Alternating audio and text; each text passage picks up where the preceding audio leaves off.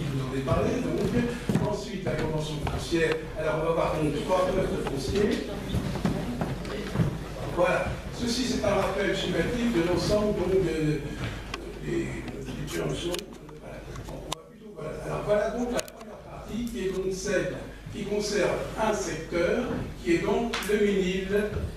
Solferino, on voit ici, hein. À côté de qui est entre l'actuelle ancienne gendarmerie. Voilà. Alors, pour le voir mieux, bien sûr. Voilà. Alors, vous voyez ici, vous l'avez, je vais prendre un petit fichier, qui va ici,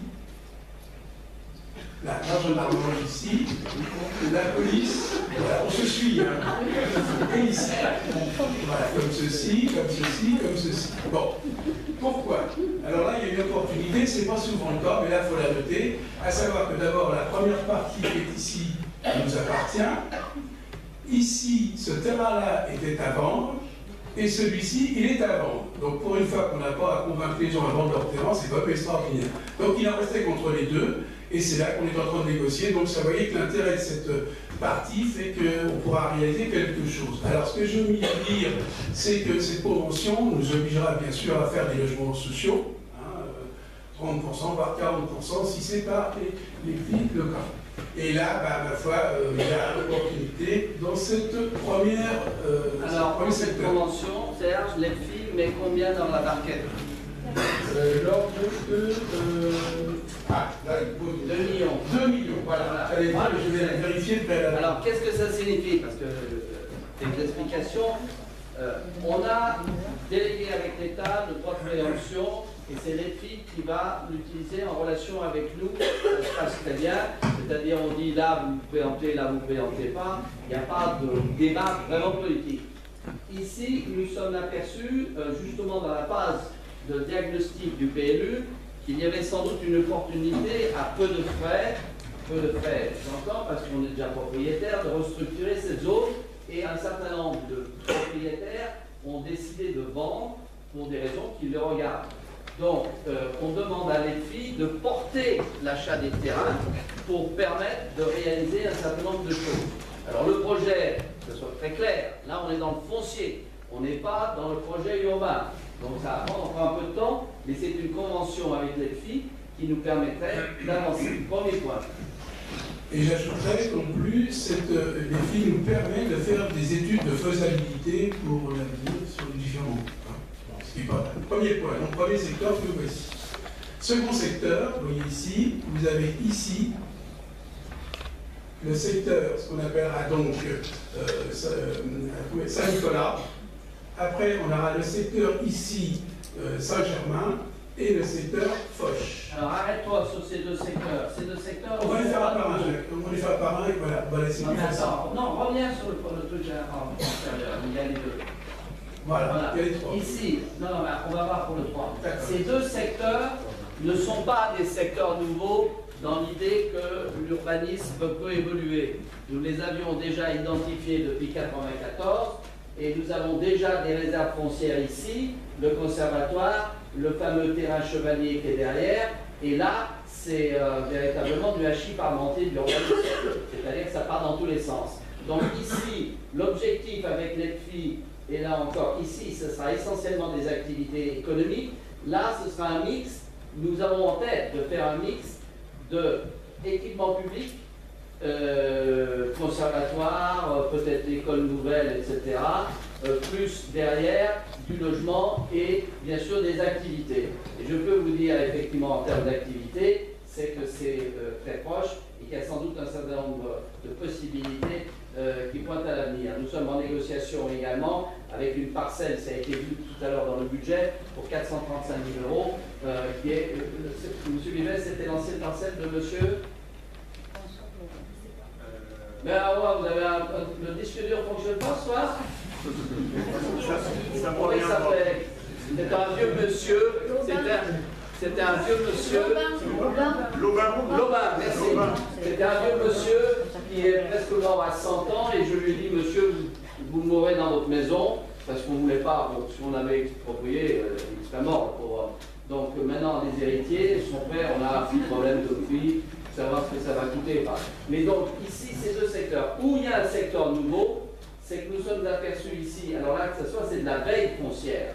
Là, ici, c'est bien ça, hein, c'est oui. une possibilité d'agir assez directement, parce que là, on sait ce qu'on veut faire, mais là, c'est de la veille foncière, c'est tout près, la gare est là, et donc on sait très bien qu'ici, notamment, on a une partie d'urbanisme, on est en plein centre-ville, et on a une partie d'urbanisme haché, mal faite, mais bien évidemment, il ne s'agit pas de foutre les gens dehors. Il s'agit de négocier, voilà. Il y a un tas de possibilités pour faire évoluer cette partie de la ville. Si je rajoute quelque chose sur cette partie-là, c'est que c'est aussi l'État qui souhaite qu'on densifie un peu plus dans le centre-ville et celle-ci répond complètement à cette demande. C'est le vieux concept du renouveau des centres-villes. Voilà. Alors maintenant, on va les revoir un par un. Alors voilà, le voici. Donc c'est celui donc, de Saint-Germain. Vous voyez, là on fait ceci, comme ceci. Sachant donc que c'est Renault qui est là. Non, Renault est là. Là, pardon. Alors, vous avez d'une part, ça c'est une maison bourgeoise qui appartient à Madame Daroussin, il ne faut pas la nommer, qui est au milieu du dispositif. Mais ça c'est Renault, ça c'est le conservatoire, ça c'est un entrepôt, on va dire franchement au nord. Et ça c'est le terrain Chevalier que nous avons acquis depuis un certain temps.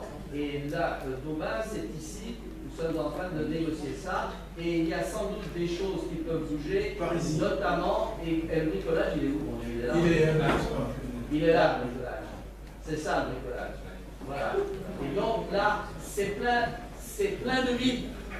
Donc là, il y a des possibilités d'action pour faire quelque chose qui soit un mix d'équipements publics, de logements, voire d'activités également commerciales, parce qu'il faut garder des garages en ville. Hein. Il ne s'agit pas de... Parce que si ça continue, il n'y aura plus un seul garage en ville. Donc l'idée, c'est... parce que ça, c'est rez-de-chaussée, hein, il n'y a pas d'étage. Là, le bricolage, il n'y a pas d'étage. Donc il y a une perte foncière énorme. Continue, Serge. Voilà. Alors, l'autre, c'est celui-ci, c'est celui donc, de Charles de Gaulle, que l'on appelle Saint-Nicolas. Alors, pour bien vous situer, vous avez le pompiste qui est là. Ici, là. Cet immeuble est existant, donc ça ferait ceci, comme ceci, tout cet ensemble-là. Là, pourquoi là? Parce que ça, c'est des immeubles récents.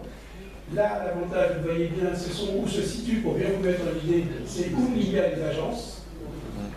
Donc, c'est possibilité. Et là, vous avez la banque pour Hollande et la gare est là. C'est ce que je disais. Donc, on arriverait à faire les immeubles, à part un ici qui est grand. Le reste, c'est vraiment de la petite dentelle et qui permettra donc de surveiller assez facilement ce genre de choses. Alors, on est en veille foncière. En veille.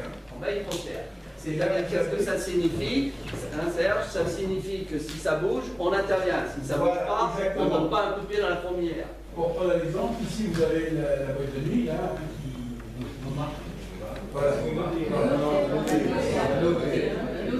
Alors, on pourrait peut-être y faire une activité municipale qui rapporte. Alors, il semblerait que, à mes sources, bon, il faudra le surveiller. Voilà, hein, tout simplement. Bon, bien sûr. La troisième, donc, c'est celle de Maréchal Joffre. Vous voyez, oui, c'est l'émotion. Donc vous la voyez ici. Alors là, il y a des activités et l'objectif de la ville, c'est activité. Là, il y a une ancienne station-service. Là, cette maison on n'y touche pas parce que c'est une maison très jolie, mais derrière, c'est plein de vide et c'est pas aux normes. Enfin, c'est pas aux normes, c'est pas des normes. C'est fait de briques et de broc. Voilà.